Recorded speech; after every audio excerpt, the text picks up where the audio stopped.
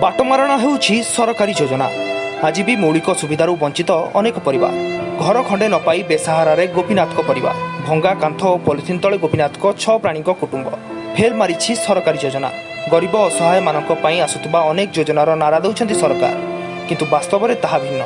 प्रकृत हिताधिकारी आज घर खंडे न पाई दुर्दिन दिन काटुछन्ति। प्रशासन दृष्टि आड़ुआड़े रही जाउछन्ति अनेक गरीब लोक।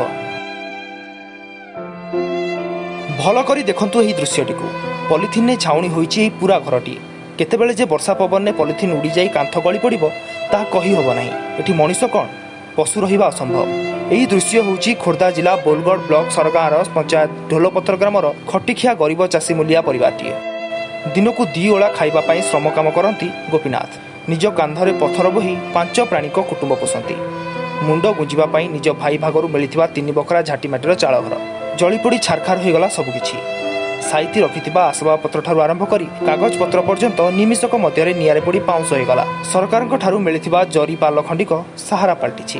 अपरपक्षे जरी पाल खंडे धराई देई सरकारी बाबू माने कर्तव्य सारी दैछन्ति। सरकारी सहायता पई सरपंचक ठारू आरंभ करी आरआई ऑफिस को दौड़ी दौड़ी निराश होइगलेनी। दुखरे भांगी पड़ी कहउछन्ति दमकल विभाग रिपोर्ट दैछन्ति, हेले बांकोई आरआई रिपोर्ट दउनाहंती। आरआई बाबू जहा चाहंती दबा पई मो पाखरे नाही। गोपीनाथ दुर्दशा देखि आम्भमानकु ढोलपत्र ग्रामवासी माने जणाइथिले। आम्भे जाई गोपीनाथ परिस्थिति को अनुधान करी स्थानीय तहसीलदार को अवगत कराइथिलु। तहसीलदार महोदया गोपीनाथ को सरकारी सहायता जोगाई देबाकू प्रतिश्रुति दैछन्ति। मात्र बांकोई राजस्व निरीक्षक असहयोग कारण ए सरकारी सुविधारू वंचित होइछन्ति गोपीनाथ। तेबे केबे तांको सहायता मिलुछि ताहा देखिबा बाकी रहिला। Bureau report, Kalinga news Odisha.